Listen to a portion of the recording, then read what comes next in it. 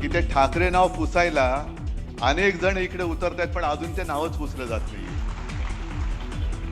षण्मुखानंद सभागृहातून उद्धव ठाकरेंचा शिंदे भाजपावर निशाणा.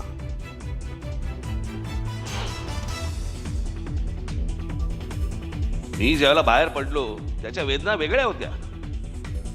माझ्यासाठी पक्ष सोडणं नव्हतं, माझ्यासाठी घर सोडणं होतं. ठाकरे बंधू एकत्र आल्यानंतर राज ठाकरेंनी पहिल्यांदाच केलं शिवसेना सोडण्यावर भाष्य.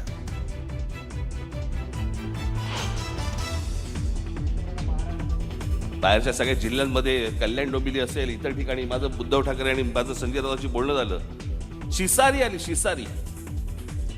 कल्याण डोंबिवलीतील राजकारणावर राज ठाकरेंचं मोठं वक्तव्य.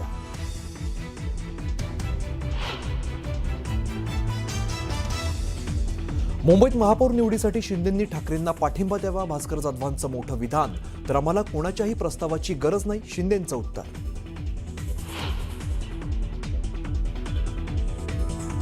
भाजप कोणत्याही स्थितीत महापौर पद सोडणार नाही, तर आम्हीही कधी शिंदेंचा पाठिंबा घेणार नाही. इतके वाईट दिवस आमच्यावरती आलेले नाहीत, राऊतांनी सुनावलं.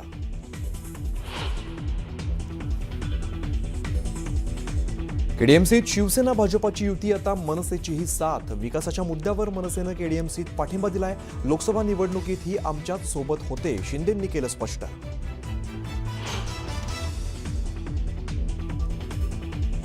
महाराष्ट्र सदन घोटाळ्यात छगन भुजबळांना मोठा दिलासा. ईडीने पीएमएलए कोर्टात दाखल केलेल्या दाव्यात भुजबळांची मुक्तता.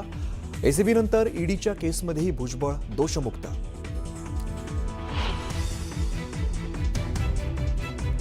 कर्नाटकात 400 कोटी रुपये घेऊन जात असलेल्या कंटेनरची लूट. नाशिकमधील संदीप पाटील या तरुणाच्या अपहरणानंतर घटना समोर. 5 आरोपी अटक, 2 आरोपींचा शोध सुरू.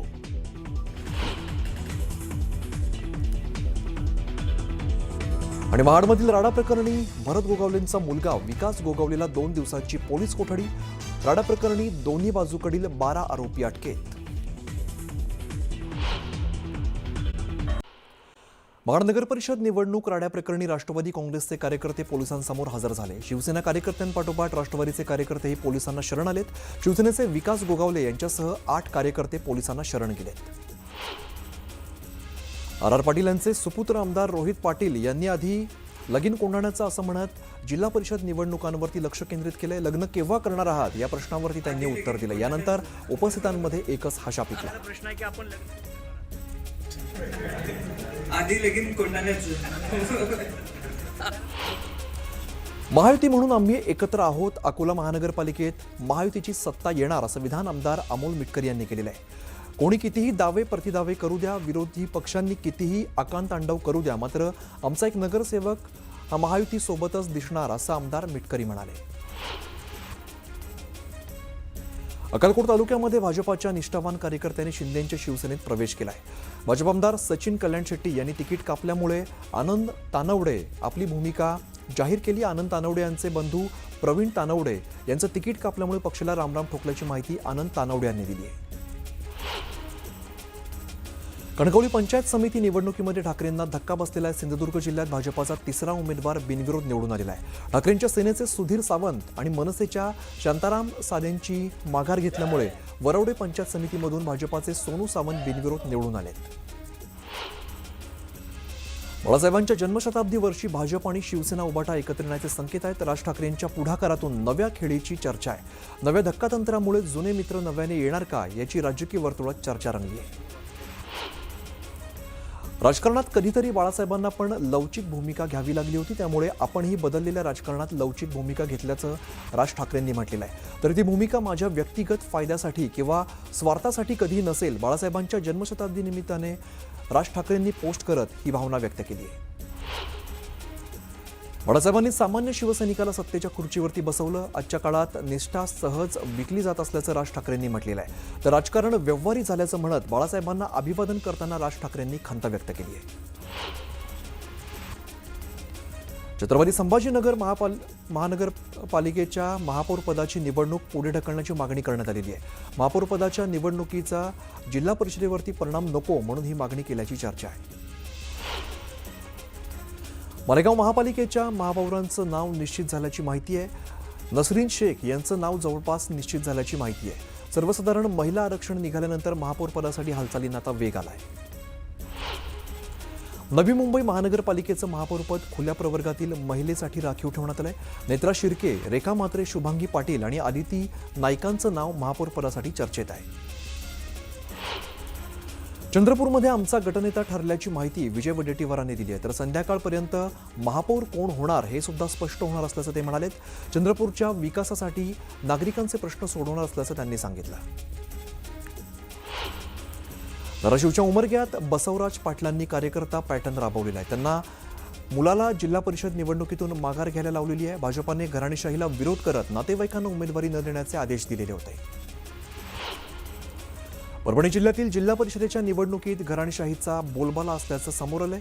एकाच कुटुंबातील 5 जणांना तिकीट देण्यात आलेलं आहे. यातील 3 जण भाजप, 1 ठाकरेंच्या शिवसेनेत तर 1 जण काँग्रेसमधून निवडणुकीच्या मैदानात आहे. छत्रपती संभाजीनगरमध्ये आमदार अब्दुल सत्तारांचा मुलगा अब्दुल आमेर अंभाई गटातून निवडणुकीच्या रिंगणात आहे. तर खासदार संदीपान भुमरे यांचा पुतण्या शिवराज भुमरे पैठणच्या पाचोड गटातून नशीब आजमावत आहेत. सिल्लोड तालुक्यात मतदान जनजागृती करण्यात आलेली आहे. बोलक्या बाहुलांच्या माध्यमातून मतदान करण्याचं आवाहन करण्यात आलं आहे.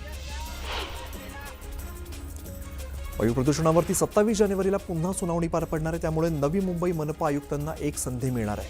मुख्य न्यायमूर्ती श्री चंद्रशेखर यांनी नवी मुंबई आयुक्त कैलास शिंदे यांचा पगार रोखलेला होता. बीडमध्ये अजित पवारांना विद्यार्थिनीने लिहिलेल्या पत्राची दखल घेण्यात आलेली आहे. जिल्हा परिषद शाळेत कुठलीच व्यवस्था नसल्याचं पत्र अंकिता अवचट हिने लिहिलेलं होतं. तर सरपंचांनी सोयी सुविधांच्या नावाखाली पैसे उचलल्याचा आरोप या पत्रात केला. या प्रकरणी आता त्रिसदस्यीय समिती चौकशी करणार आहे. मालेगाव बुद्रुक जायकवाडी धरणाच्या उजव्या कालव्याचं काम निकृष्ट दर्जाचं असल्याचा आरोप शेतकऱ्यांनी केलाय. संतप्त शेतकऱ्यांनी काम बंद पाडलेलं आहे. दरम्यान इंजिनियरला जाब विचारताच इंजिनियरने तिकडून पळ काढला. अहिल्यानगरच्या रांजणखोल शिवारामध्ये बिबट्या आढळलाय. त्यामुळे नागरिकांमध्ये भीतीचं वातावरण निर्माण झालंय. दरम्यान वनविभागाने बिबट्याला ताब्यात घेतलाय. जळगावच्या पाळधी गावात मंत्री गुलाबराव पाटलांच्या नेत्र तपासणी अँब्युलन्सचं लोकार्पण करण्यात आलं. बाळासाहेब ठाकरेंच्या जयंतीनिमित्ताने त्यांनी लोकार्पण केलेलं आहे. हज कमिटीचे सीईओ जाधव यांची नियुक्ती रद्द करण्याची मागणी करण्यात आली आहे. यासाठी काँग्रेसच्या शिष्टमंडळाने प्रांताधिकाऱ्यांना निवेदन दिलंय. त्यांची नियुक्ती नियमबाह्य असल्याचा आरोप करण्यात आला आहे. अमरावती जिल्ह्यातील 16 ऑक्सिजन प्लांट बंद असल्याचं समोर आलंय. त्यामुळे शासनाचा कोट्यवधी रुपयांचा खर्च वाया गेलाय. ऑक्सिजन प्लांट सुरू करण्यासाठी टेक्निशियन आणि मनुष्यबळ न मिळाल्यामुळे प्लांट धूळखात पडू नये. छत्रपती संभाजीनगरमध्ये अतिक्रमणावरती प्रशासनानं मोठी कारवाई केली आहे. कवाडीपुरा रौफ कॉलनीमध्ये 22 अनधिकृत घरं जमीनदोस्त करण्यात आलेली आहे. तर अतिक्रमणावरती कारवाईची गती आणखीन वाढणार आहे. भंडाराच्या हरदोलीतील एका शेतकऱ्याने धान शेतीला फटा देत पेरूची शेती केलेली आहे. शेतकऱ्याने 3 एकरात पेरू आणि पपईची लागवड करत 15 लाखांचं उत्पन्न घेतलंय. शिखांचे 90 गुरु श्री गुरु तेग बहादूरजी यांच्या 350व्या शहीदी समागमानिमित्ताने नांदेडमध्ये हिंद की चादर या कार्यक्रमाचं आयोजन करण्यात आलेलं आहे. 24 आणि 25 जानेवारी असे 2 दिवस विविध धर्माच्या संतांच्या उपस्थितीत हा कार्यक्रम पार पडणार आहे. देहू रोड या ठिकाणी ऐतिहासिक सुभाष चौकामध्ये नेताजी सुभाषचंद्र बोस यांची जयंती मोठ्या उत्साहात साजरी करण्यात आली. यावेळेला व्यापारी, नागरिक आणि विविध सामाजिक संघटनांनी मोठ्या संख्येने सहभाग नोंदवला. 50 वर्षांपेक्षा अधिक काळ जीर्णावस्थेत असलेल्या सुभाषचंद्र बोस यांच्या पुतळ्याचं नूतनीकरण करण्याची माहिती यावेळेला रघुवीर शेलार यांनी दिली आहे. खामगावमध्ये हिंदू हृदय सम्राट स्वर्गीय बाळासाहेब ठाकरेंच्या जन्मशताब्दी वर्षानिमित्ताने कबड्डी स्पर्धेचं आयोजन करण्यात आलं आहे. शिवसेना पदाधिकारी अमोल अंधारेंच्या हस्ते कबड्डी स्पर्धा संपन्न झाल्या. यावेळेला गावातील शिवसैनिक आणि प्रतिष्ठित नागरिक उपस्थित होते. पंढरपूरमध्ये विठ्ठल रुक्मिणी मातेचा विवाह सोहळा उत्साहात संपन्न झाला. यावेळेला मोठ्या संख्येने भाविकांनी उपस्थिती लावली.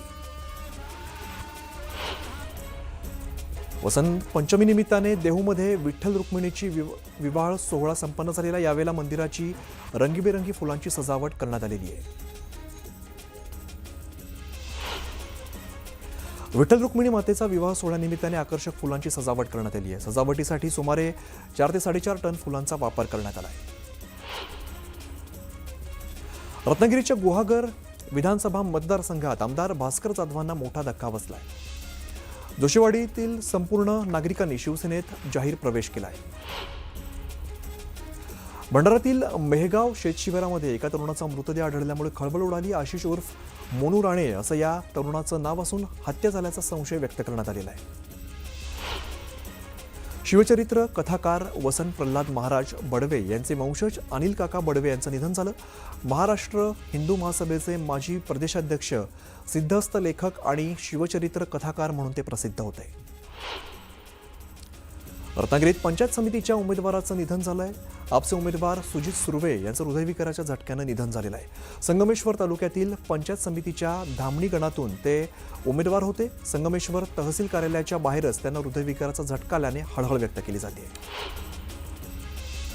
परभणी तालुक्यातील आमडापूर परिसरामध्ये 13 वर्षीय अल्पवयीन मुलीने गळफास घेत आत्महत्या केली आहे. आत्महत्येचं कारण अद्याप अस्पष्ट असून दैठणा पोलीस ठाण्यामध्ये या प्रकरणाची नोंद करण्यात आली आहे.